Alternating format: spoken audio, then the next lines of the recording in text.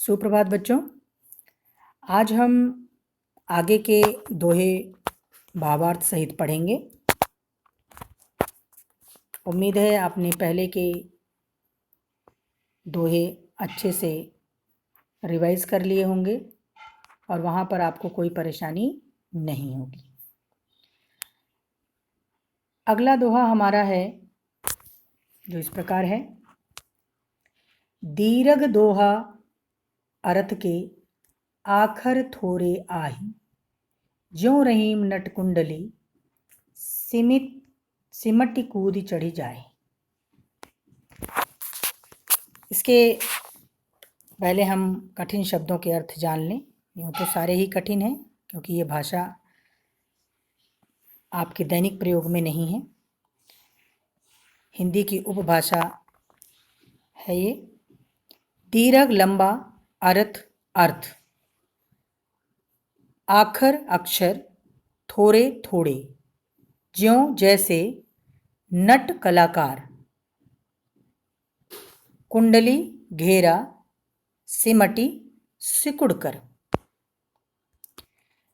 इस दोहे में दोहे के ही महत्व यानी विशेषता को रहीमदास जी ने बताया है कि दोहे का क्या महत्व होता है, दोहा किस प्रकार से संक्षिप्त रूप में एक वृहद अर्थ लिए हुए होता है। तो कहते हैं दीर्घ दोहा अर्थ के आखर थोरे आए। कहते हैं कि दोहे की विशेषता ये है कि दोहा छंद में अक्षर तो बहुत कम होते हैं, दोहों में अक्षर तो बहुत कम होते हैं, परंतु उन शब्दों के अर्थ बड़े गहरे होते हैं। दीर्घ दोहा अर्थ के आखर थोड़े आए, शब्दों के रूप में तो वो कम होते हैं लेकिन अर्थ उनका बहुत ही गहरा और वृहद होता है। जो रहीम नट कुंडली, रहीमदास जी कहती कि जैसे नट एक प्रकार का कलाकार, नट कलाकारों की वो प्रजाति है जो आपने देखा होगा गांव वगैरह में घूम घूम के करतब दिखाते हैं, पतली पतली रस्सियों पर ऊंचे ऊंचे चढ़ जाते हैं, उन्हें नट कहते हैं। एक वो कलाकार हैं वो भी। ये कहते हैं कि जिस प्रकार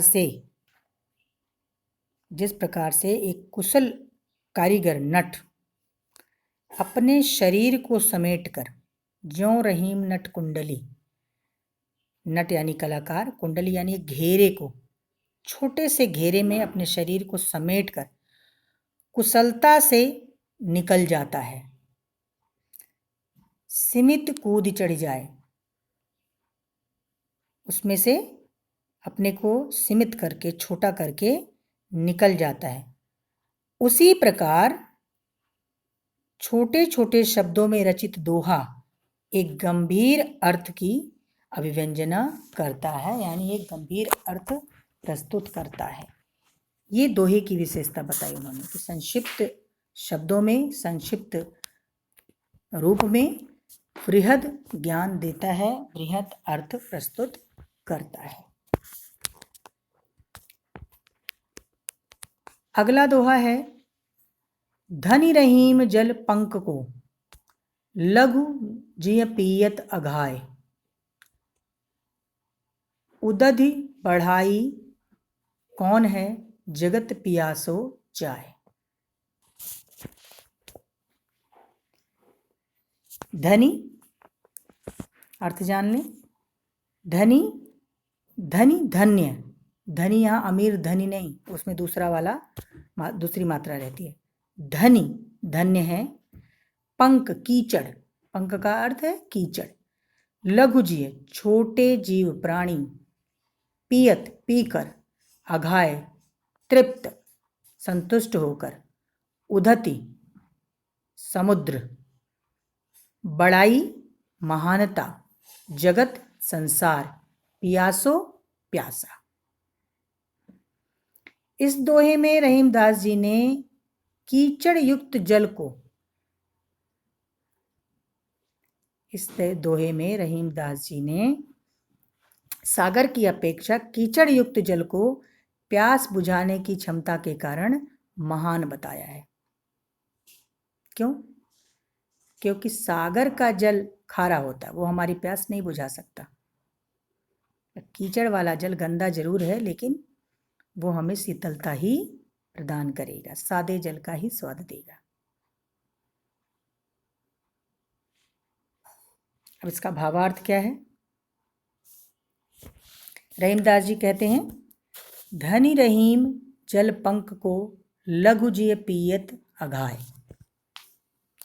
किसी छोटे से सरोवर का कीचड़ वाला जल भी धन्य है, क्योंकि उसे पीकर छोटे छोटे जीव जंतु अपनी प्यास बुझाते हैं। धनी रहीम जल पंख को, कीचड़ का जल धन्य है। लघु जीव पियत अघाय, छोटे छोटे जीव उसके जल को पीकर अपनी प्यास बुझाते हैं, इसलिए वो जल धन्य है। उदति बड़ाई कौन है, जगत पिया सो जाए। परंतु अगाध धनराशि के होते हुए भी समुद्र की महानता की चर्चा कोई नहीं करता। उदति बड़ाई कौन है, जगत पियास हो जाए। उदति समुद्र की बड़ाई कोई नहीं करता, जबकि उसमें अपार जल है, क्योंकि वह किसी की प्यास नहीं बुझाता, उसका पानी खारा है।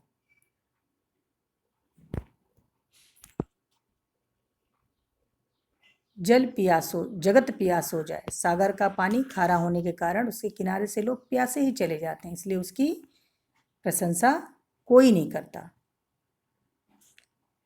अतः इस दोहे में कवि यह भाव स्पष्ट करते हैं कि इसके माध्यम से वो कीचड़ के जल और समुद्र के जल के माध्यम से कोई और गहरी बात समझाना चाहते हैं रहीमदास जी। वो ये है कि वो कहते हैं कि मनुष्य के जीवन की सार्थकता दूसरों की भलाई करने में है। परोपकारी ही वास्तव में महान कहलाते हैं। जो दूसरों का भला चाहे, दूसरों को सुख प्रदान करे, चाहे वो अमीर हो या गरीब, बड़ा हो या छोटा, वही महान होता है। धनवान होते हुए भी यदि मनुष्य किसी का भला नहीं करता, जैसे समुद्र अथाह पानी से भरा हुआ है लेकिन वह किसी की प्यास नहीं बुझाता, तो एक प्यासे व्यक्ति के लिए बेकार है। उसकी अगाध धनराशि किसी के काम नहीं आती, व्यर्थ हो जाती है। लेकिन एक छोटे से सरोवर का, छोटे से तालाब का, छोटे से कुएं का पानी सबकी प्यास बुझाता है, इसलिए वह महान है। अर्थात जो लोगों के काम आए, लोगों की परेशानियों को समझे, वही महान है। जिस प्रकार से समुद्र की अपेक्षा नदी, तालाब, सरोवर, यहाँ तक कि कीचड़ का जल भी प्यास बुझाने में सक्षम है।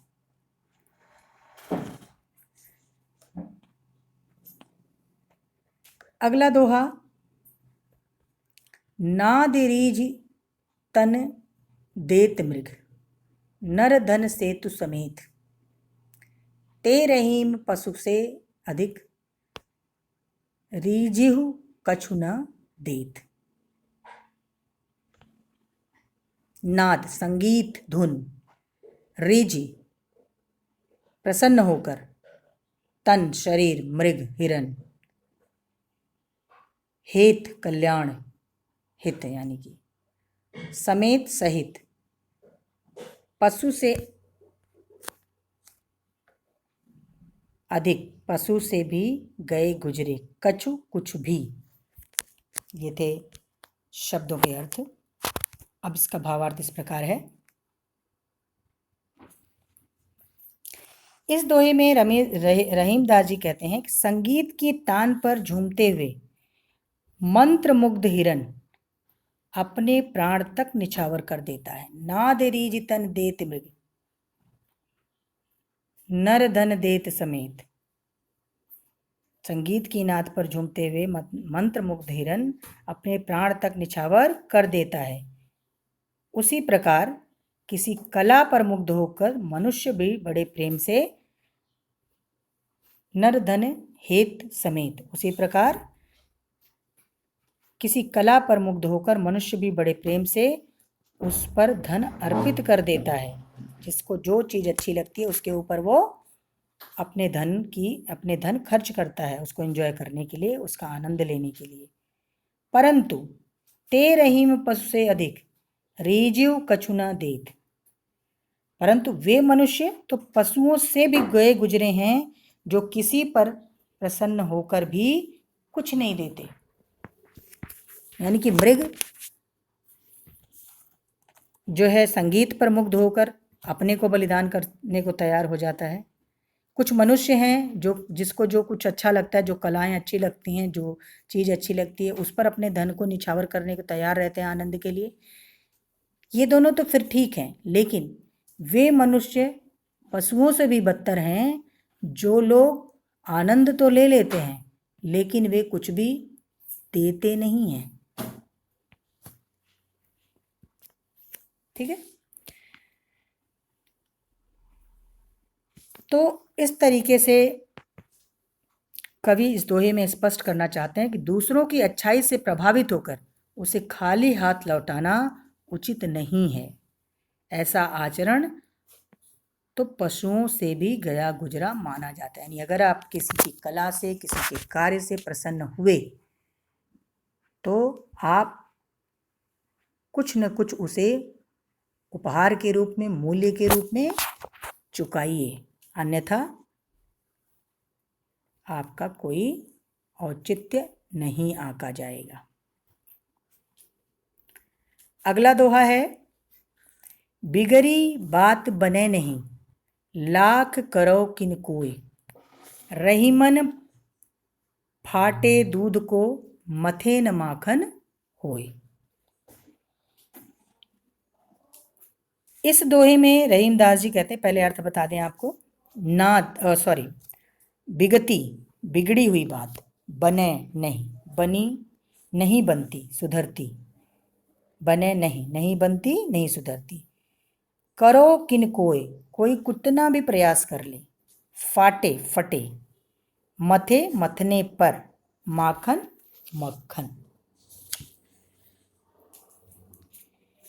इसमें रहीमदास जी कहते हैं कि यदि कोई बात एक बार बिगड़ गई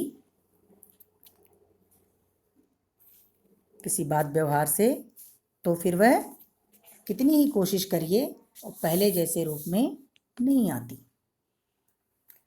बिगड़ी बात बने नहीं लाख करे किन कोय, जो बात बिगड़ जाती है तो लाख प्रयत्न करने पर भी वह नहीं बनती।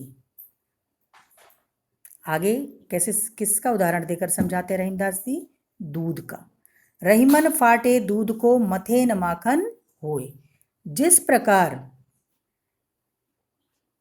रहीमदास जी कहते हैं, जिस प्रकार दूध के फट जाने पर उसे कितना भी मथा जाए उससे मक्खन नहीं निकलता है, उसी प्रकार बिगड़ी हुई बात को लाख कोशिश करने पर भी नहीं संवारा जा सकता।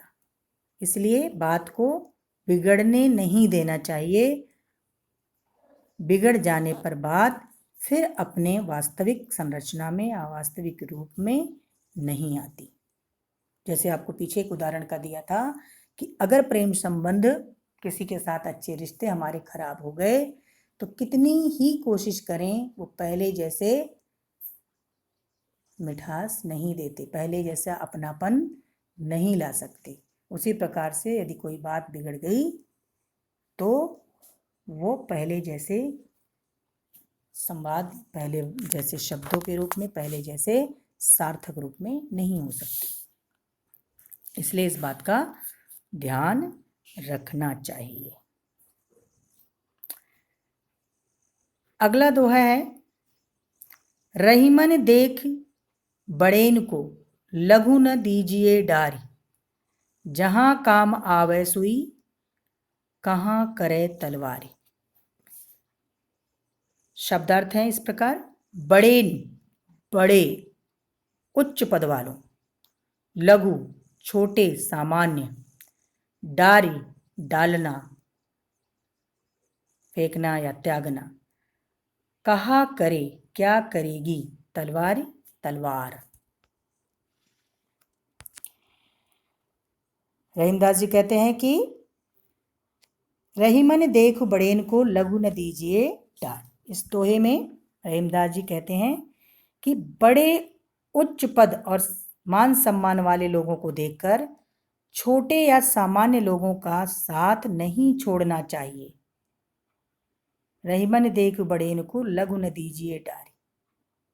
बड़े लोगों के सामने छोटे लोगों को छोड़ नहीं देना चाहिए, उनका साथ नहीं छोड़ देना चाहिए, क्योंकि जहां काम आवे सुई, कहाँ करे तलवारी। क्योंकि जहां सुई काम आती है वहां तलवार कुछ नहीं करती। अर्थात कवि ने सुई और तलवार का उदाहरण देकर यह सिद्ध करने का प्रयास किया है कि प्रत्येक वस्तु का अपना महत्व होता है। बड़ों के सामने छोटी की उपेक्षा उचित नहीं है। जहां सुई की आवश्यकता होगी वहां तलवार की कोई आवश्यकता नहीं होगी। अतः छोटे और सामान्य लोगों को भी उचित सम्मान मिलना चाहिए। जहां उनकी आवश्यकता होगी वहां बड़े लोग नहीं आ सकते, और जहां बड़ों की जरूरत होगी वहां वे नहीं आ सकते। इसलिए दोनों अपनी अपनी जगह महत्वपूर्ण हैं। अगला दोहा है: रहीमन निज संपत्ति बिना, को न विपत्ति सहाय। बिनु पानी ज्यों जलज को, नहीं रवि सके बचाए। निज अपना, विपत्ति मुसीबत, सहाय सहायक, जल जलज कमल, रवि सूर्य सूर्य, संपत्ति धन दौलत। रहीमदास जी इस दोहे में व्यक्ति को निजी संपत्ति की महिमा समझाते हैं कि किस प्रकार अपनी निजी संपत्ति ही अपनी है, अपनी कमाई हुई संपत्ति ही अपनी होती है। इसकी व्याख्या करते हुए कहते हैं: रहीमन निज संपत्ति बिना, को न विपत्ति सहाय। अपनी संपत्ति के अलावा मुसीबत या दुख के समय में दूसरा कोई सहायक नहीं होता। बिनु पानी ज्यों जलज को, नहीं रवि सके बचाए। जिस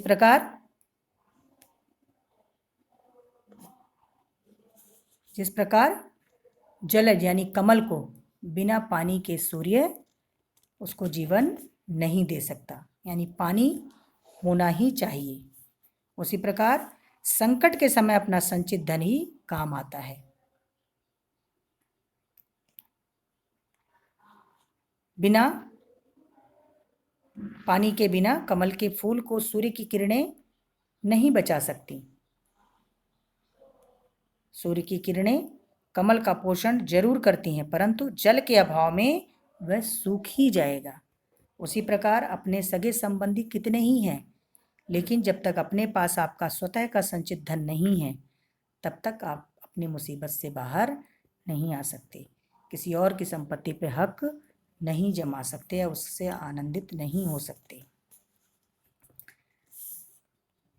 इस उदाहरण द्वारा कवि स्पष्ट करना चाहते हैं कि निजी संपत्ति ही मुसीबत के घड़ी में अपने काम आती है।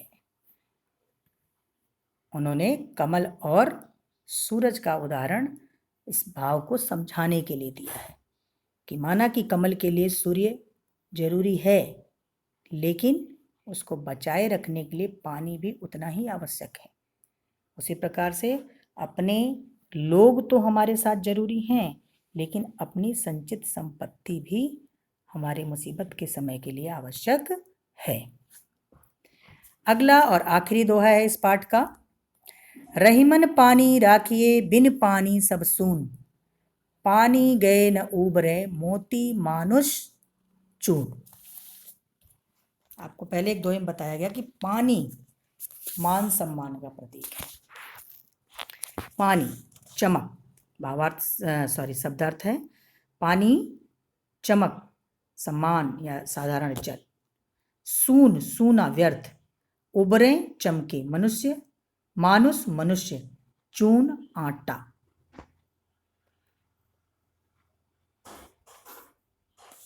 इसमें रहीमदास जी ने पानी के महत्व को विभिन्न संदर्भों में प्रस्तुत किया है कि पानी का अर्थ सिर्फ पीने वाला पानी या जल नहीं है।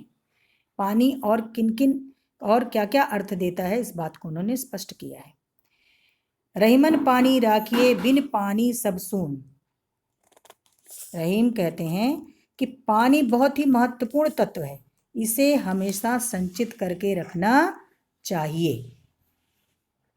यदि पानी समाप्त हो गया तो मोती, मनुष्य और आटे का महत्व भी समाप्त हो जाएगा, क्योंकि ये तीनों ही पानी के माध्यम से ही अपना महत्व देते हैं।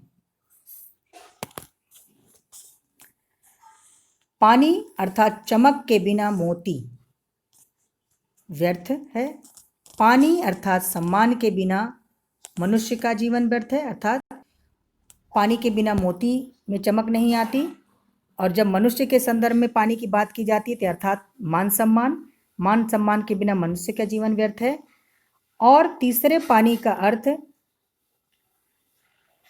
जल है, जिसे आटा गूंथा जाता है। अगर पानी नहीं हो तो आटा अपना वास्तविक महत्व व्यक्त नहीं कर सकता, यानी आटे को गूंदा नहीं जा सकता। तो आटे से हम रोटी या अन्य पदार्थ बनाकर अपनी भूख नहीं मिटा सकते। इसलिए पानी को हमेशा सहेज कर रखना चाहिए। किसी भी प्रकार का पानी, चाहे वो मान सम्मान है, चाहे वो मोती में चमक प्रदान करने के लिए जल है, और चाहे वो पीने वाला पानी है, कि ये तीनों ही जीवन के लिए अति उपयोगी। इसलिए पानी को हमेशा सहेज कर रखना चाहिए। अर्थात हर प्रकार का जल भिन्न भिन्न अर्थों में हमारे जीवन के लिए आवश्यक है, चाहे वो मान सम्मान के रूप में, चाहे वो पीने वाले जल के रूप में, चाहे वो मोती या अन्य चीज़ों पर चमक प्रदान करने वाले जल के रूप में। तो इस प्रकार आपका इस दोहा नामक पाठ का सारे दोहों का भावार्थ पूरा हो गया है। यदि आपको किसी प्रकार की किसी दोहे में कोई परेशानी हो तो आप हमें बताएं।